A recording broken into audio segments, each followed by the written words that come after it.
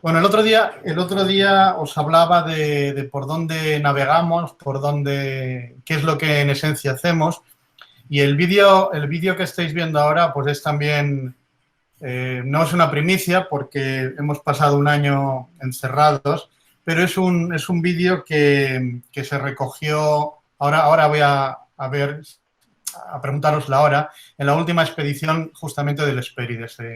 Ahí en teoría estaba yo con otros 25 científicos en el entorno antártico con un dron y lo que estamos haciendo, lo que estáis viendo son operaciones de recuperación de material, como digo, hace un año y 3 meses más o menos, ¿no? Como veis hay bastante luz, pero el vídeo está realizado a las 3:30 de la mañana. 3:30 de la mañana, es decir, a una hora en la que sabéis en la Antártida, en los polos, pues en el verano, ese es el verano austral, aunque fuera ya en ese caso en torno a 10 grados bajo cero, el agua está a 0 grados o a -1 grado por allí, pero eso es lo que estábamos haciendo. ¿Recuperar qué? Pues recuperar esos archivos de los que os hablaba el otro día y ahí tenéis una prueba. Eso es justamente una foto de lo que en ese momento recuperamos. Y entre otras cosas, pues hay conchas muy chiquititas, que son los puntos blancos, y otras conchas pues más grandes, en ese caso de un bivalvo, de una almeja, o sea, de esa familia, que en su día vivió. ¿Hace cuánto? Pues hace unos cuantos miles de años. Ahora os diré más o menos cuánto, pero en torno a hace 5.000 años. No es mucho para la historia geológica, pero bueno, para nosotros sí que es un poco. Bueno, pues en esos barcos o en el material, en los laboratorios cuando los tenemos, este es el laboratorio de un buque norteamericano, amplio, como veis, no es muy estrecho, son laboratorios grandes, es un buque grande de 120 metros, pues lo que hacemos es recuperar ese material que hemos sacado de los fondos y que en teoría tiene toda esa información sobre todos esos bichitos y conserva una serie de propiedades físicas y químicas que nosotros somos capaces de ir estudiando a lo largo del tiempo. Y le hacemos pues todo tipo de perrerías, ¿no? De análisis. Este caso concreto, este es el mismo buque, pero en la primera expedición que hice, hace ya muchos años, esto es una fotografía del año 90, de 1990, en las Islas Galápagos, con los equipos entonces muy antiguos. Esta es otra técnica para que veáis un poco que lo que os cuento, pues aquí se vive, ¿no? Esta ciencia la vivimos en el mar y el día a día, bueno, o el mes a mes o los meses en los meses que estamos trabajando allí. Esta es otra campaña en Bermudas, en el Atlántico. Esta es otra campaña curiosa en las Azores. Y únicamente, bueno, comentaros que ahí están recuperando, veis un testigo más largo, este es un testigo ya en un buque americano en el que os presentaba el otro día, el Joy de Resolution. Ahí sacamos muchos metros, de 9 metros o 9 metros, pero ya kilómetros de material. Y el gorrito que llevan no es porque estos chicos norteamericanos sean así de festivos o de simpáticos, que sí lo son, es muy buena gente, pero es que ese era el día de Nochebuena. Pero el día de Nochebuena trabajamos y estar de turno, pues no nos queda más remedio. Este es otro testigo, este es un buque francés, esta campaña era en el entorno de Jamaica. Este es el Lloydes, otra vez en el Pacífico. Bueno, lo que quiero es que veáis un poco cómo son distintos barcos, pero lo que hacemos es sacar esos tubos que están repletos de sedimento, y esos sedimentos pues los vamos analizando. Veis aquí a distintos científicos de muchas razas, muchas nacionalidades, trabajando, como os digo, en turnos de 24 horas, más o menos entre 2 y 3 meses al año, y parando pues poquito bueno, trabajamos 12 horas, descansamos, bueno, 14 horas en realidad, descansamos o dormimos otras 8 si se puede, y trabajamos sin festivos, pero muy contentos siempre. Como veis, aquí no hay nadie que tenga mala cara. Entonces, pues aquí propiedades físicas, aquí se analiza, por ejemplo, el contenido, la porosidad, las características del sedimento, el color, o estructuras que tienen esos sedimentos, aquí pues empleando distintas técnicas. Todos son fotos del buque, y esta es la bodega del buque. Todo lo que se va recuperando se abre por la mitad, se muestrea y se va almacenando. Es un frigorífico inmenso, ¿no? en el que, bueno, puede caber, pues, digamos que es como 4 contenedores grandes de camión que al final de la campaña se vienen a llenar. Y dependiendo, pues, del buque o de la región donde tengamos que ir, el Joides o el Marion, que eran esos anteriores buques, pues no entran en el hielo y necesitamos, pues, un rompehielos. También os hablaba el otro día, o necesitamos una aeronave para explorar con esa sonda. Ahí lo que estamos calculando, en el helicóptero va el piloto y un par de científicos, y lo que estamos viendo es la gravedad terrestre, lo que hay por debajo del hielo, tratar de identificarlo, ¿no? Y recuperamos material, recuperamos datos y analizamos en nuestros microscopios. Y para que veáis un ejemplo de que esas fotos que tenéis ahí son uno de los bichitos que encontramos, son esqueletos en realidad de carbonato cálcico que hemos encontrado en ese material que tenéis a la derecha, y en concreto esto es una especie que se llama Coccolithus pelagicus, que es polar. Hoy en día solo está, bueno, hay también algunas por el océano abierto, pero sobre todo está en los polos, ¿no? Entonces, cuando nos la encontramos en un tiempo concreto, imaginad que nos encontramos esa especie en un sedimento, lo datamos y en ese punto donde cogemos la muestra nos dicen 1 millón de años. Y hay bastante abundancia de esta especie, pues ya podemos decir que en ese momento, en el mar, en ese punto, pues teníamos condiciones muy frías. Y eso puede darse, por ejemplo, hoy en día en un sedimento que recuperamos en el trópico. Es decir, podemos ir viendo si era frío o si era cálido, ¿no? Bueno, y ya aprendemos de todo esto, de todo, aparte de lo que os voy a dar, pues os pongo otro vídeo muy interesante que está hecho por algunos de mis colegas, pero con datos, entre otros míos también, y lo que hacemos es, con todos los datos que vamos recopilando, reconstruimos, por ejemplo, estos son datos actuales, ya no son solo de sedimentos, sino también trabajamos en la columna de agua, ¿no? Y entonces podemos reconstruir, pues, cómo es la dinámica de las aguas de fondo. Es decir, parece un poco extraño, ¿no? Pero cogiendo muchas muestras en distintos puntos de la columna de agua, del fondo de donde está el sustrato, en el fondo del océano, pues con todos esos bichitos que nos aparecen, con la información, podemos hacer reconstrucciones como estas que tenéis ahí. Eso es, digamos, si quitamos la parte alta de la columna de agua en el entorno antártico, pues veríamos, esto es una reconstrucción, una animación, pero veríamos cómo circula el agua. Y esto fue un descubrimiento importante de los últimos años, de los últimos 10 años, porque esta agua que se forma aquí en la Antártida la llegamos a ver ahora mismo por el fondo, va por el fondo hasta las Canarias. Y esta agua, además, no solo eso, sino que podemos hacer una reconstrucción de cómo circuló, pues, por ejemplo, en los últimos 2 o 3 millones de años, ¿no? Bueno, y ahora unas preguntas que me soléis hacer, sobre todo cuando estamos presentes, es cómo se vive a bordo, ¿no? Entonces, bueno, ya la adelanto un poco y así siempre pongo alguna.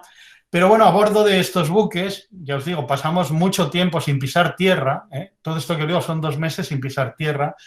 Pues se come bien, se vive bien trabajando, como os digo, día o noche.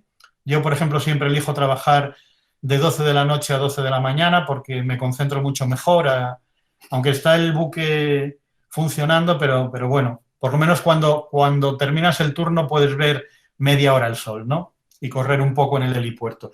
Y, por ejemplo, el Día de Acción de Gracias en un buque americano, pues se celebra como en las películas, ¿no? O si estamos en Navidad, esta es de la penúltima campaña que he hecho, en las Azores, pues era Navidad, pues en un buque americano tiene que llegar Papá Noel. Y algo que es muy simpático, bueno, simpático hasta cierto punto, pero os lo comento porque tiene que ver también con la ciencia, ¿no?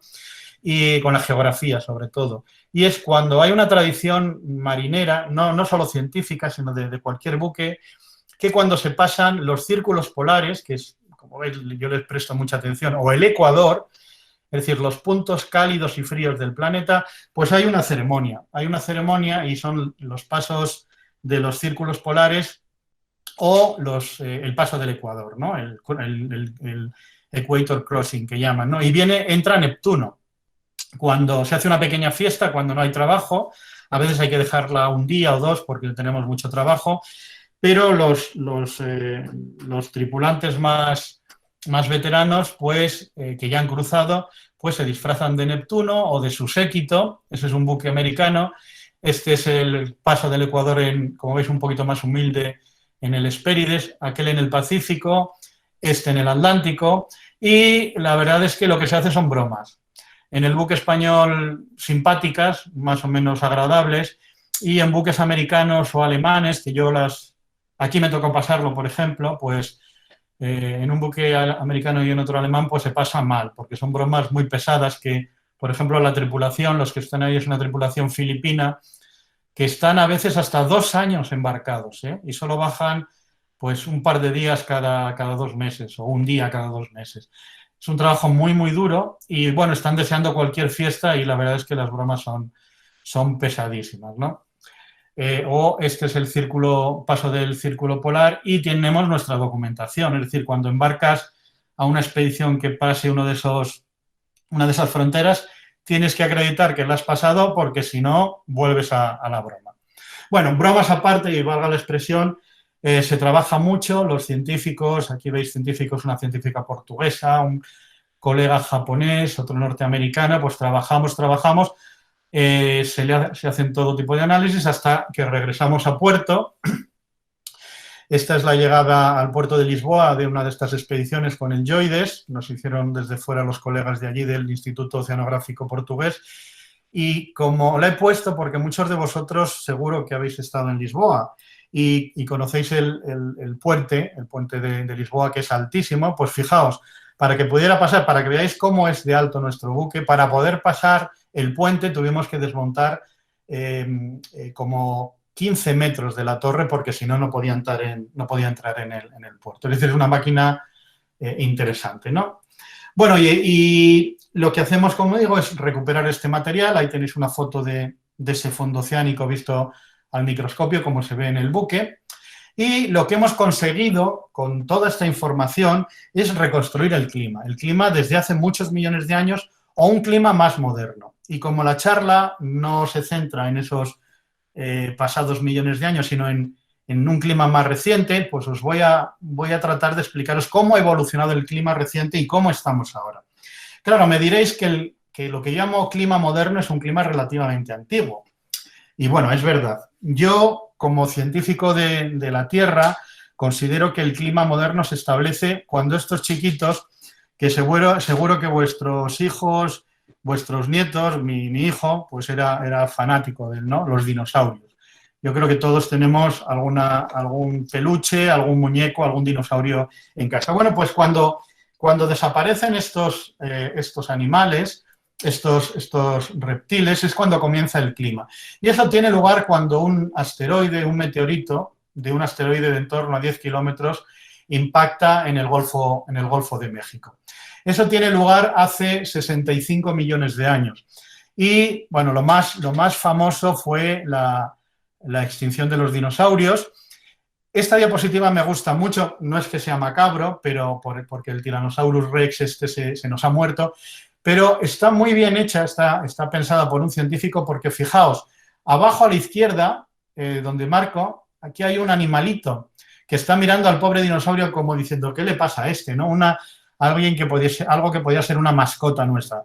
Bueno, esos son los mamíferos, los primeros mamíferos que ya existían, pero curiosamente y por suerte, hasta entonces vivían en sitios bastante ocultos porque el nicho ecológico lo ocupaban los dinosaurios y a partir de aquel momento pues encuentran un nicho muy importante que habían dejado estos grandes reptiles, los grandes dinosaurios, pero la mayoría de dinosaurios eran chiquititos, ¿eh? No penséis, eran como, bueno, es decir, los dinosaurios actuales son las aves, ¿no? Los pájaros, pues del tamaño de muchas de las aves que tenemos hoy en día.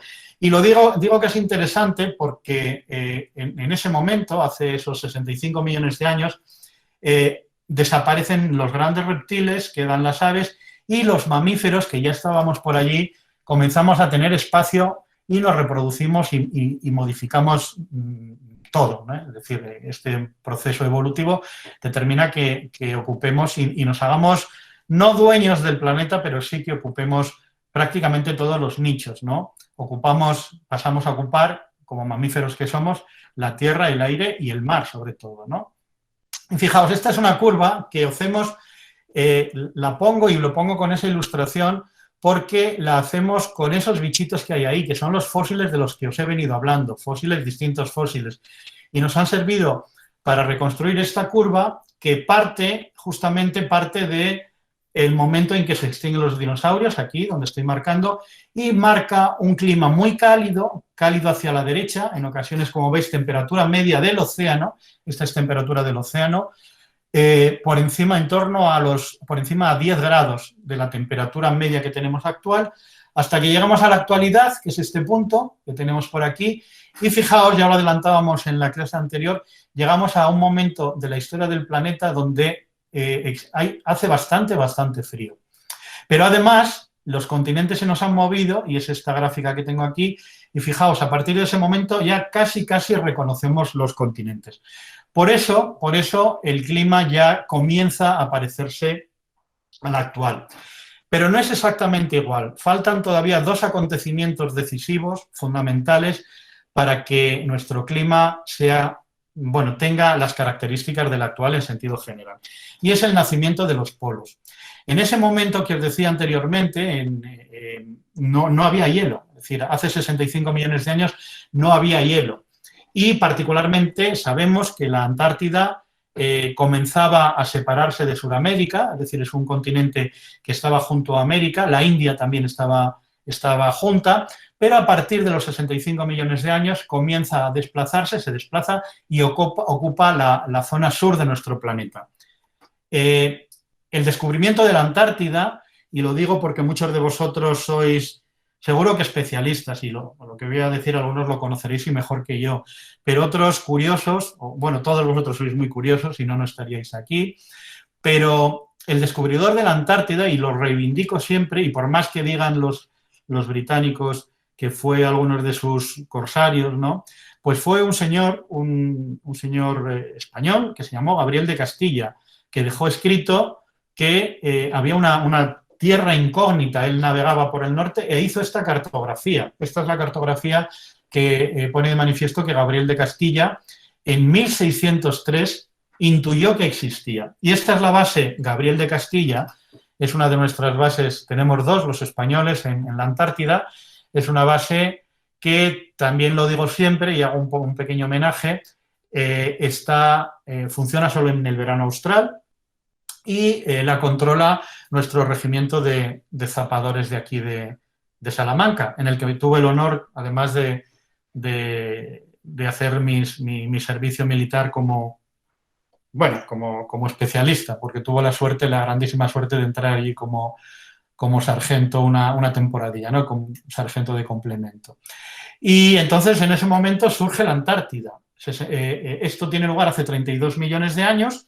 La Antártida, que es un continente particular, fijaos que es un continente sólido rodeado por un océano y está todo congelado. Además, el hielo, lo que llamamos banquisa, el mar helado, se congela y se descongela cada año y duplica o se reduce a la mitad el blanco, de manera que es una zona muy dinámica. Además, con una fauna, sobre todo fauna, menos flora, mucha flora marina, pero sobre todo una fauna muy particular que no existe en el norte, ¿no? Y eso lo determina, volvemos a esta curva y veis ese otro gráfico, eso son las corrientes, los remolinos que tenemos alrededor de la Antártida, y a eso lo llamamos corriente circumpolar antártica, que es lo que define nuestra región polar. Y la otra región polar, que voy a pasarla ya rápidamente, es el norte. El norte va a tardar todavía 30 millones de años en tener hielo. Y el norte tiene unas características muy distintas al sur. En realidad, el hielo perpetuo del norte es solo Groenlandia, que veis ahí, ese gran continente helado, que ahora está muy malito, está sufriendo mucho, tiene su COVID particular, pero que le va a durar más que el nuestro, mucho más. Y luego, la otra parte congelada es un mar que de media no tiene más de 3 metros de espesor de hielo y que también se congela y se descongela, no todo, aunque no va a tardar mucho en descongelarse del todo en verano, no va a tardar más de 20 años en que en verano esté libre, pero es lo contrario a la Antártida, es un mar helado que está rodeado por continentes. Bueno, pues eso tuvo lugar, tiene su fauna particular, y eso tuvo lugar hace 3 millones de años. Y cuando se congela el norte, tiene lugar porque el istmo de Panamá, que hasta entonces estaba abierto, se conectaba el Atlántico y el Pacífico, se cierra. Y se forma esto que tenéis ahí, que es la cinta de energía del océano. Lo llamamos cinta transportadora oceánica del calor. Los guiris, los británicos y americanos la llaman Ocean Conveyor Belt, y la verdad es que a mí no me gustan mucho los términos ingleses, ni me gusta mucho hablar inglés, prefiero hablar mi lengua y me encuentro mejor, pero a veces no nos queda más remedio que seguir con ellos. Pero fijaos, es muy interesante. Los vectores blancos es agua caliente que circula, pues este es el Atlántico, y cuando llegan, es agua que cuando llega al Golfo de México, es agua muy caliente que es muy salada, empieza a evaporarse, se saliniza y se proyecta hacia el norte. Y cuando llega al entorno de Terranova, de Islandia, se enfría de golpe y se hunde. Y ese hundimiento forma todos estos vectores azules, que es agua que va circulando por el fondo. Y fijaos hasta dónde llega. Llega a la Antártida, por el fondo. Esto va circulando entre 3.000 y 5.000 metros. Entre 500 y esos 5.000 metros. Llega a la Antártida. Cuando llega a la Antártida, como veíamos anteriormente, el agua de la superficie y todo el agua es como una batidora y la transporta a todos los océanos. Bueno, pues desde ese momento, nuestro clima se establece como es en la actualidad. Es decir, hace 3 millones de años se conectan, como digo, el Atlántico y el Pacífico, y la dinámica de nuestro clima más o menos se estabiliza. Pero vamos a ver que esa estabilidad es relativa. Hay una estabilidad, hay momentos fríos, momentos cálidos, que van a ser alternantes por ciclos naturales, que es lo que os voy a explicar inmediatamente. Pero como sé que también entre vosotros pues hay muchos aficionados a la literatura, y a lo mejor este lo habéis leído, y bueno, el otro día también decía Ramón, uno de los cargos con que me honro y además me encanta, lo tengo que reconocer siempre públicamente, soy director del Centro Cultural Hispano-Japonés,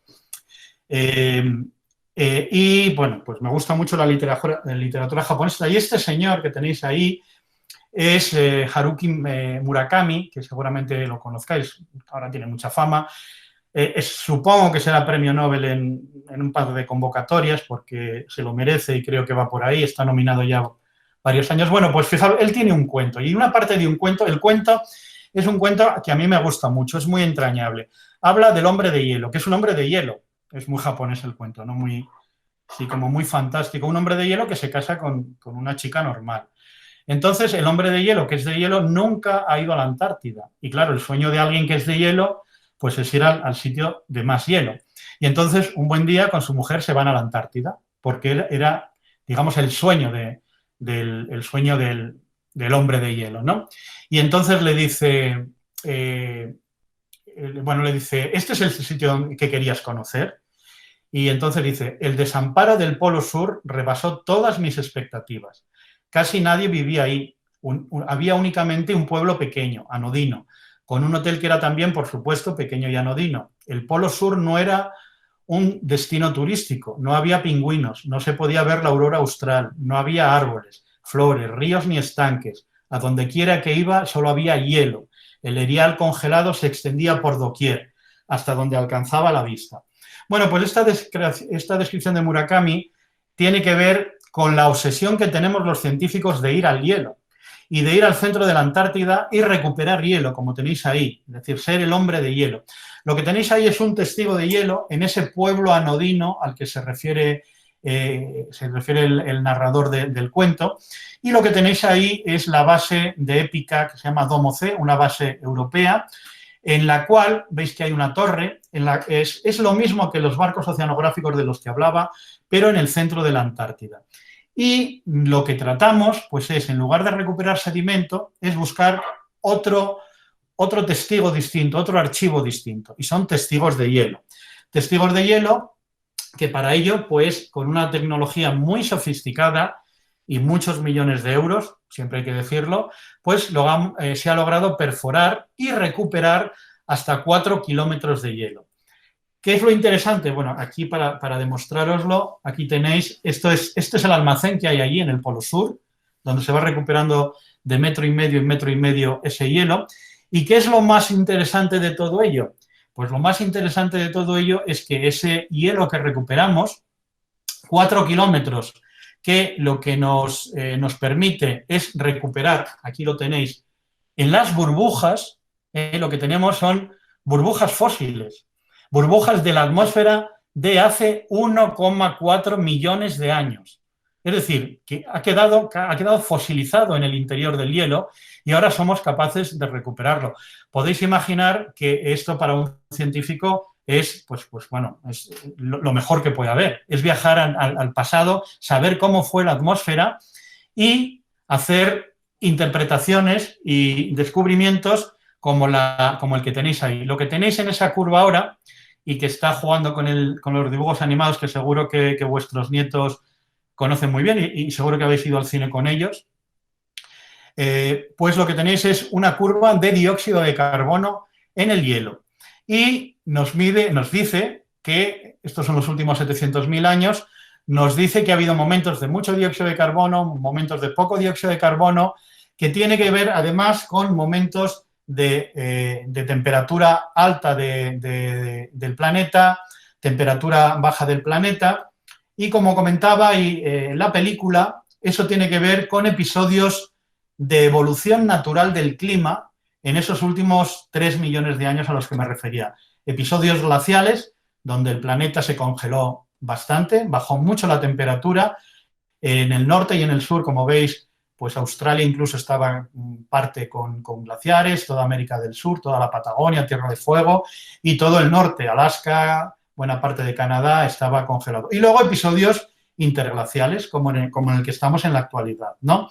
Episodios que son fenómenos naturales.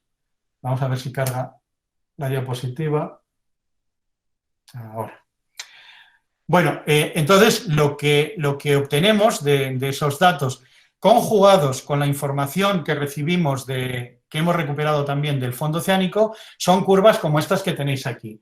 Tenemos, por ejemplo, en esta curva verde que os marco, es la concentración de dióxido de carbono, y la curva azul que tenéis es la temperatura, que podemos obtener por otras técnicas. O, por ejemplo, dentro de las burbujas de aire, estudiando el deuterio, podemos reconstruir la temperatura. Y hay algo muy llamativo y que todos veis. Y hay una correlación directa entre la temperatura alta que ha tenido el planeta y la concentración de dióxido de carbono. Eso siempre se ha dado así. Cuando hay más dióxido de carbono, cuando se incrementa la cantidad de dióxido de carbono, hay un efecto de retroalimentación y el clima se congela.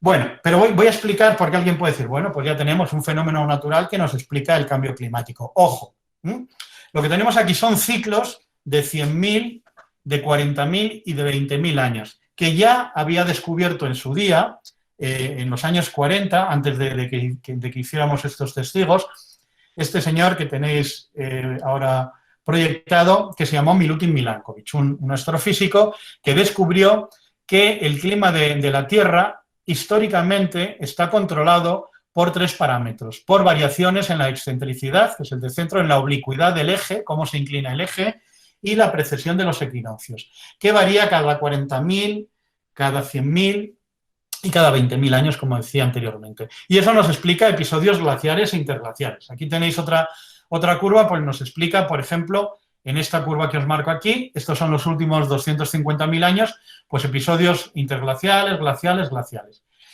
Pero fijaos, este es un trabajo que publicamos hace unos años en una revista, en esa que tenéis ahí, en Science, un grupo de investigadores, sobre todo españoles, pero empleando material del barquito, del Geodis que os decía anteriormente, pero además de esa dinámica de tantas decenas de miles de años, fijaros que hay otros cambios que veis aquí. Esto es también temperatura. Esto es, empleamos una técnica que se llaman, son las alquenonas, es exprimir literalmente los fósiles, salen unas grasas, las analizamos y podemos reconstruir la temperatura. Entonces, fijaos que hay otros cambios de temperatura también, es decir, tenemos los grandes cambios, estos de aquí, otros muy fríos, y luego otros más pequeñitos. Bueno, pues esos también son cambios naturales. Y el otro día ya una de vosotras me hacía alusión a la pequeña edad del hielo, ya lo voy adelantando. Esos otros pequeños cambios que tienen lugar se deben también a efectos del Sol, pero en este caso a las manchas solares que también tienen una dinámica peculiar. Es decir, el Sol es un astro que lo que hace es, en un momento determinado, pues emite radiaciones de forma variable. Lo que teníais antes eran los dibujos de Galileo, que ya los descubrió y los pintó perfectamente, y lo que tenéis ahora es un vídeo de las masas solares en la actualidad, en un momento determinado. Bueno, el que haya más o menos manchas solares determina que haya momentos en que llegue más energía o menos energía a nuestro planeta. Son los ciclos, bueno, tienen distintos nombres y explican, y ahora el otro día os decía que íbamos a entrar en este aspecto, explican una serie de cambios en la historia reciente del planeta. El otro día me preguntabais por la pequeña edad del hielo. La pequeña edad del hielo es esta que tenéis aquí. Una pequeña edad del hielo que va más o menos, como decíais muy claramente, pues desde 1600 más o menos, bueno, hay alguna pulsación antes, en realidad viene más o menos desde aquí, desde el 1200 y pico, aunque tiene la pulsación grande aquí, en torno a los 1600, y llega hasta finales del siglo XIX. Y hay episodios que os comento, episodios interesantes. Por ejemplo, el Quijote, que no se le presta mucha atención, pero Cervantes pasó, bueno, salvo cuando estuvo preso en tierras cálidas, cuando vivió aquí ya en España, pues pasó mucho frío. La temperatura media, que también me preguntabais el otro día, pues estaba en torno entre 1,5 grados, 2 grados, la temperatura media por debajo de la actualidad. De manera que en ciertos puntos del planeta, por ejemplo aquí, un grabado, una pintura del Támesis a finales del siglo XVII, más o menos por aquí, en este momento. Es decir, son momentos de mínimas emisiones de radiaciones solares y se congelaba el Támesis. Hoy en día es impensable que nieve, bueno, nevará un poquito, pero que nieve mucho y que se congele el Támesis. Y se conseguía. Y lo contrario, por ejemplo, este es el óptimo que tenéis aquí, en torno a 1200 años, hace 1200 años, hubo un óptimo medieval, o un poquito más atrás, hacia aquí, hubo un óptimo climático en el Imperio Romano que explicó pues, que las cosas fueran de esa manera. Y vamos a hacer un ejercicio.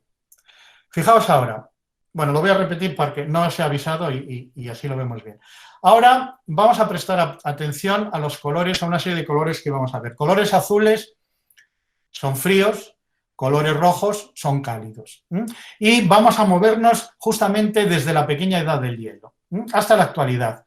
Entonces, fijaos qué es lo que sucedió empleando todas estas técnicas de reconstrucción. Tenemos episodios cálidos, se nos vuelve a enfriar, se vuelve a calentar, se nos vuelve a enfriar, empieza la Revolución Industrial, Segunda Guerra Mundial, actualidad. Bueno, vamos a verlo en más detalle desde que se nos ha calentado.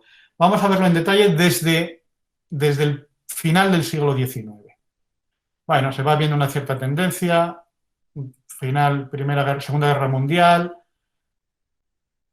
Y ahora, fijaos, cuando empezamos a vivir muy bien los humanos, deja de haber azules globales. Y no se vuelve a recuperar ese... Uy, se ha ido, perdonad.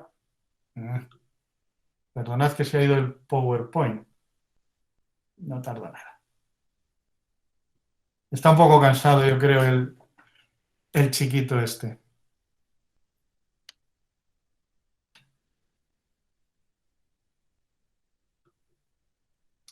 Vamos a ver.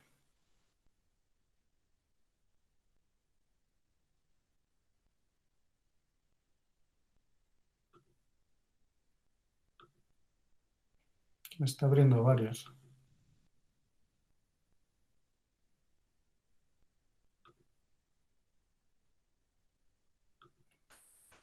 Yo creo que me está avisando de que tengo que terminar pronto. Vamos.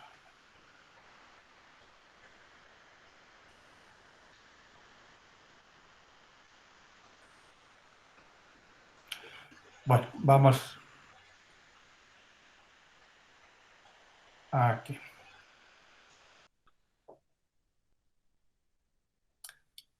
¿Lo estáis viendo? ¿Ahora lo estáis viendo? Sí, sí se ve bien. ¿Sí, no? Sí, Bueno, si no me hacéis una señal. Sí lo veis, ¿no? Vale. sí, sin Bueno, problema. vale. Perfecto. Bueno, pues entonces, ¿qué está sucediendo? Hemos visto esa relación entre la temperatura y dióxido de carbono. Pues lo que estamos viendo hoy en día es que, por ejemplo, el dióxido de carbono, desde en los últimos tiempos, pues está yendo muy por encima, ahora os voy a poner un gráfico, muy por encima de lo que debería ir. Estos son datos muy recientes. Bueno, no, sí, esto pone febrero del 20, pero es del 21. En febrero del 20, no, está arriba, es que no se ve. Febrero del 21 había 416 partes por millón. El año anterior, durante la pandemia, un poquito antes, 414. Y lo que nos dicen nuestros datos, lo que nos dice el registro sedimentario y de hielo, voy a pasar directamente a esta gráfica, lo que dice nuestros datos es que deberíamos tener 280 partes por millón. Es decir, ha habido un ascenso en la concentración de dióxido de carbono que va siendo del orden de 100 partes por millón más de la que deberíamos tener para que el clima, y veis en esta gráfica, fuera como tiene que ser. Es decir, ahora tendríamos que estar donde pone 1950. Y el nivel actual es el que tenemos ahí arriba marcado. ¿Y a qué se debe y qué es lo que está sucediendo? Pues lo tenéis ahora en esa animación que tenéis ahí arriba. Eso es lo que llamamos efecto invernadero o efecto de los gases que producen ese efecto, dióxido de carbono, metano, que cuando entran en la Tierra se remiten, es decir, llegan, calientan, se remite, entran con una longitud de onda corta y se remiten con longitud de onda larga y quedan atrapados. Al quedar atrapados, lo que hace es incrementar la energía del sistema y se calienta, fundamentalmente se calienta. Y esta es la curva más dramática todavía. En rojo tenemos los valores medios de lo que han sido las temperaturas, vamos a llamar ya naturales, que van, este es del último siglo, y fijaos qué pasa a partir de 1900 y sobre todo a partir de 1950. Empieza a subir por encima, muy por encima de lo que son los valores naturales. Y no solo eso, sino que ha llegado a valores altísimos. Y lo que tenemos, ya lo adelantó también, las curvas que tenemos a la derecha, que todavía son curvas que están por demostrarse, es la proyección que va a haber en distintos escenarios de emisión. Es decir, los científicos, dependiendo de la cantidad de dióxido de carbono, metano, óxido de nitrógeno que emitamos, pues va a tener una u otra temperatura.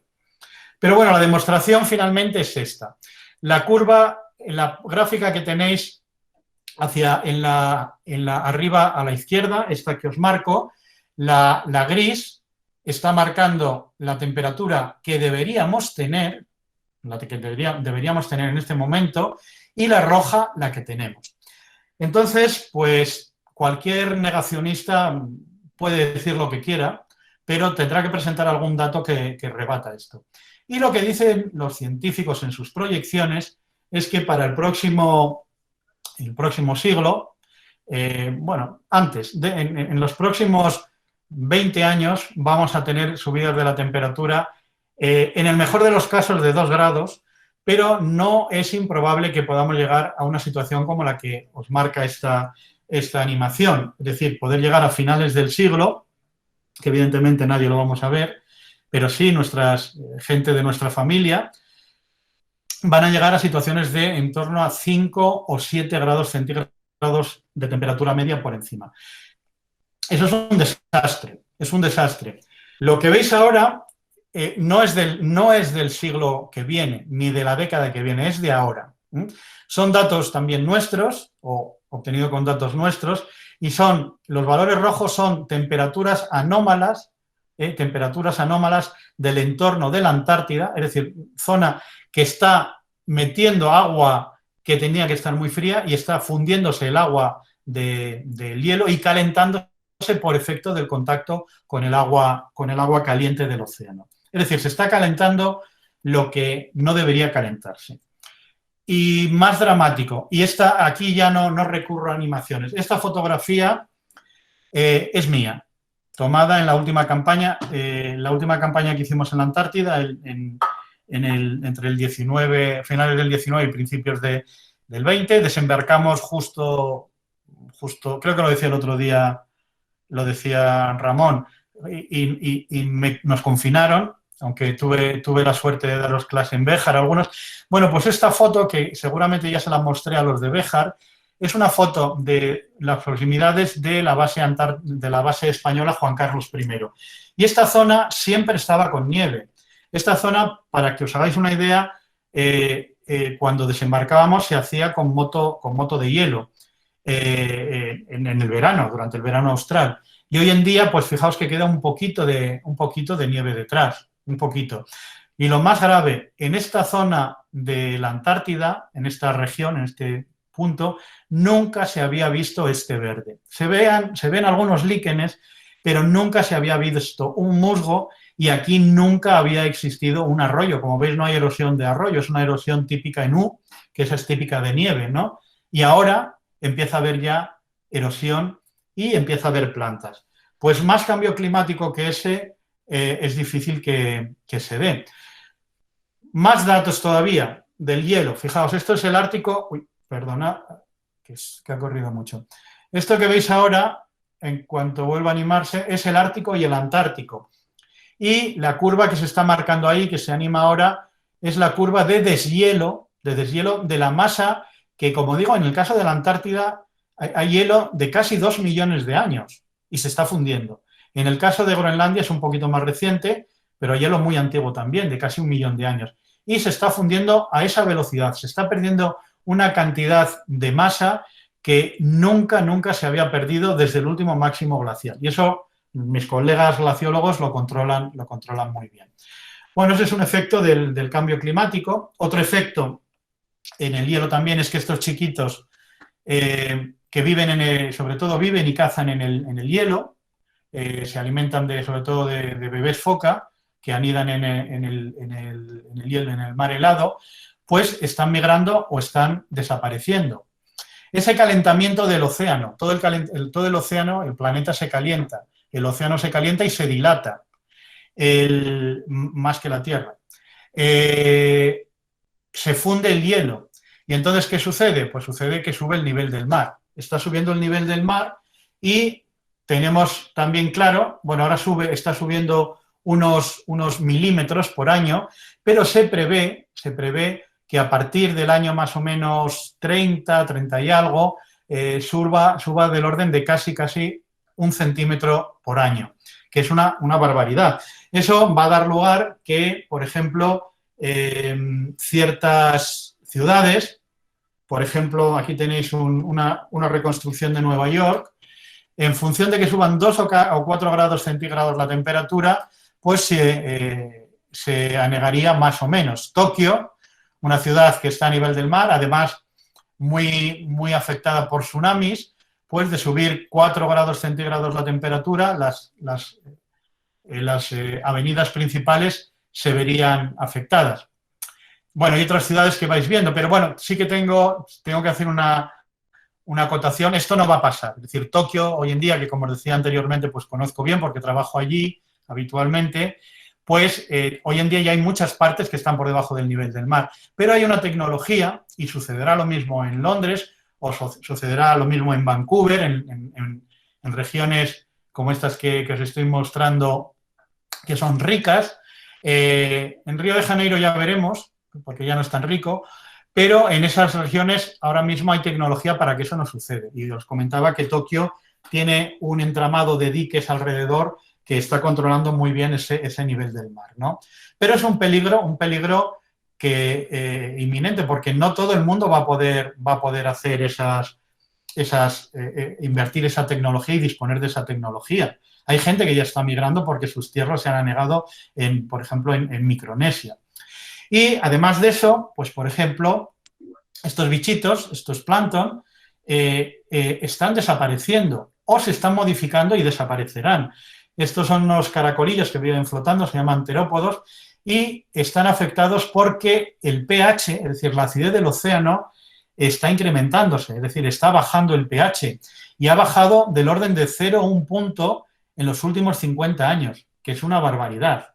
Entonces, está afectando a estos organismos y si afecta a estos, afecta a toda la cadena trópica. Por ejemplo, porque comemos mucho, los salmónidos, los salmones, es uno de los peces que está siendo muy, muy afectado y las pesquerías. Y luego, sobre todo, también los calamares. Buena parte de todos esos cefalópodos están empezando a estar muy afectados. Y directamente a los humanos, aunque no tenga que ver con el océano, en el que me he centrado, y por poner algún otro ejemplo, estos bichejos que tenéis ahí, que producen pues el dengue, que producen la malaria, la leishmaniasis o cualquiera de estas, la filariasis, estas enfermedades las transmiten estos vectores, la mosca tsetse o estos bichejos o esos mosquitos. Bueno, pues por ejemplo la malaria, que la tenemos muy cerquita, tiene una franja de transmisión, una zona de influencia que está vinculada a los trópicos. Lo que está sucediendo arriba hoy en día es que esas bandas que os marco hoy en día están subiendo hacia arriba. Y hoy en día, por ejemplo, en Estados Unidos, pues regiones como que ya tenían algo de malaria, como es Florida o como es Nueva Orleans, pues están teniendo más y está previsto que llegue hasta regiones muy, muy húmedas. Por ejemplo, la región de los Grandes Lagos, que es una región que hoy en día pues tiene fresquito, tiene fresco en invierno, pero os digo, uno de los centros donde yo he trabajado mucho, mucho tiempo es Indianápolis y está muy próxima a Chicago, a los Grandes Lagos, al lago Michigan.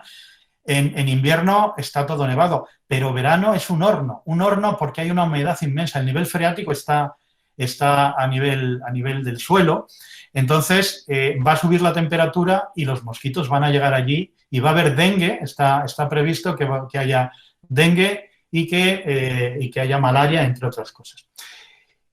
¿Y por qué se produce todo esto, aparte de los aspectos físico-químicos? Pues fijaos, la reflexión es porque somos muchos.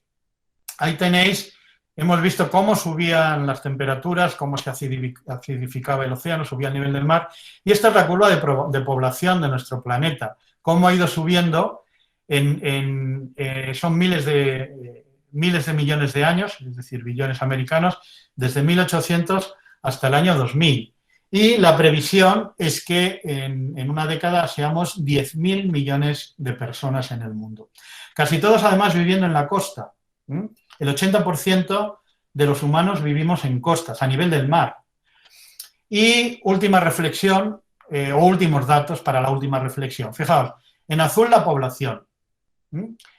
En verde la concentración de dióxido de carbono histórica, es decir, recuperada en testigos de hielo, en sedimentos o ya recientemente en estaciones meteorológicas.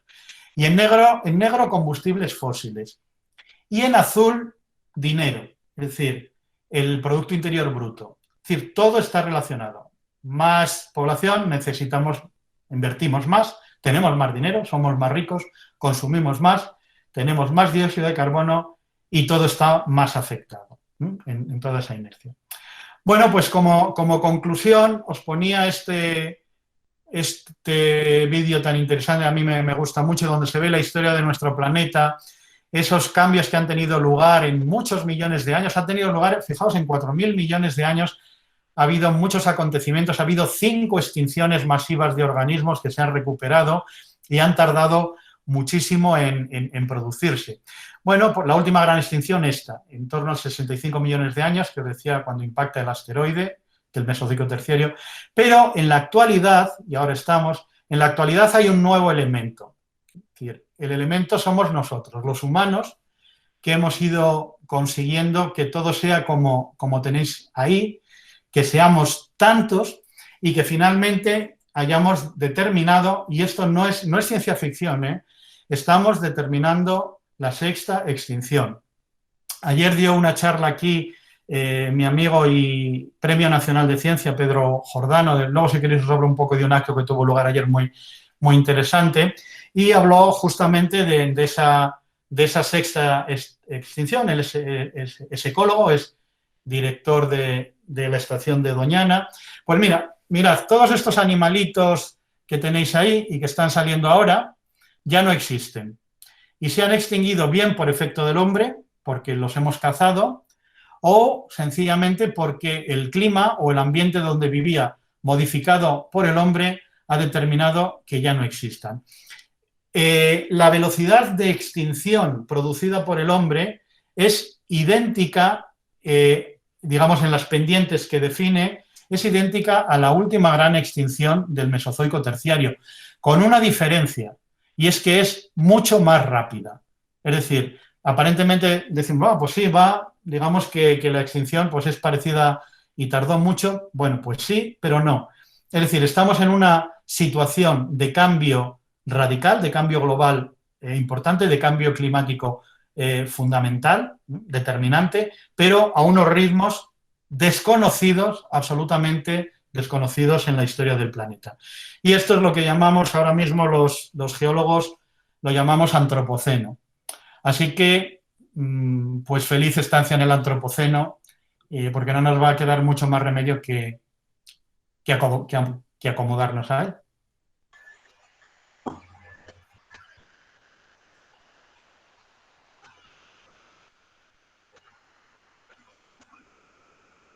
Pues muchísimas gracias, profesor Villarejo, por esta charla fantástica.